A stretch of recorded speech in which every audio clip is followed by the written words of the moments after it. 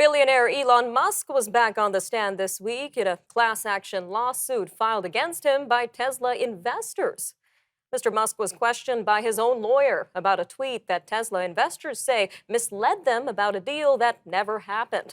The 51-year-old insisted that he had no ill motive in his tweets about the Tesla buyout. He said his intent was to do the right thing for all shareholders. The trial centers on two 2018 tweets in which Mr. Musk indicated he had lined up the money to take Tesla private. Well, joining us now to talk more about this ongoing trial is Brendan Caldwell, director at Caldwell Securities Ltd. Brendan, welcome back to Forum Daily. Always good to be here, Nima. Always good to have you, Brendan. So let's talk about this tweet back in 2018. What are your thoughts on what has been happening ever since it came out? Well, having a 50-something-year-old investment guy talk about how technology has reformed and changed and influenced the world is probably a wrong market thing. So I'll try and just take it from a stockholders, investors point of view. We've increasingly, really since at least the era of the ascendancy of Donald Trump, Twitter in particular, but social media in general, has been used to getting an immediate message out for immediate impact in a way that the old days, say prior to, 2015, there would have been a host of lawyers and marketing and media people between the principal and the statement to the public. Now it's happening more or less real time, and that's had a tremendous impact. It got a president elected, love him or hate him. It got Donald Trump elected. His ability to have these immediate tweets. So Elon Musk is doing much the same thing, not to equate the two, but if you're an entrepreneur, you are an enthusiast about your business and you want to tell the whole world right now. And Elon Musk is probably the greatest entrepreneur since Steve Jobs, if not for maybe even Thomas Edison, or maybe of all time. So of all the entrepreneurs I've known, they want to really just tell people about their business and there's a way to do that and communicate it to the world quickly. And I can understand his enthusiasm in doing that. Is it a good idea?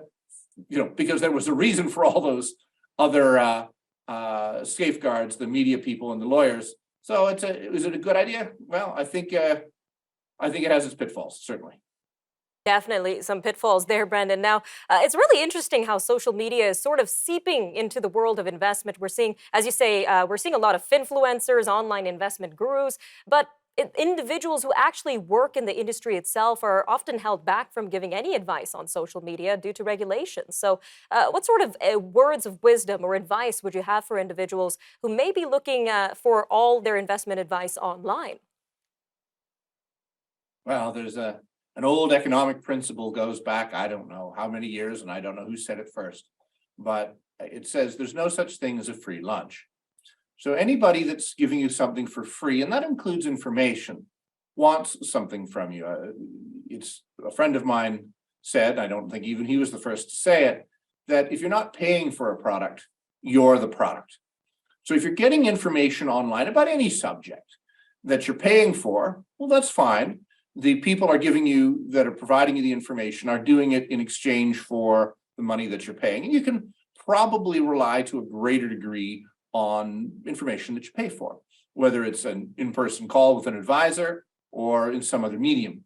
But free information, quote unquote, free information, makes you the product. The people who are providing information want something from you. They want to motivate you to act. So if you're getting some free information on an investment strategy, it's because the people who have no direct compensation from you want you to do this because in one way or the other, they're going to get paid if you take the course of action that they're recommending. So I think people need to think about the fact that if you're not paying for it, a product, then you're the product. Definitely some advice to consider there, Brendan. A quick 30 seconds left here, but if in terms of future tweets or future social media posts that are similar, what does this type of information on social media actually mean for shareholders? What should they take away from all of this? Well, I think first off, when I'm talking about entrepreneurs, it's very hard to rein them in. But I think companies do need to have a policy. They do need to have somebody check the tweet before it goes out.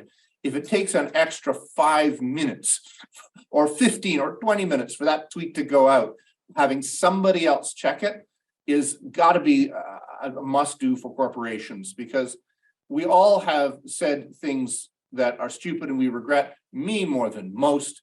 So if I could have a do-over on that, that would be great. But at least when I say something, it doesn't usually have the permanence of the social media posts that, well, like the ones Elon Musk is being tried over today. All right, Brendan, always great advice. Thank you again for joining us today on Forum Daily. Thank you, Nima. We'll be right back.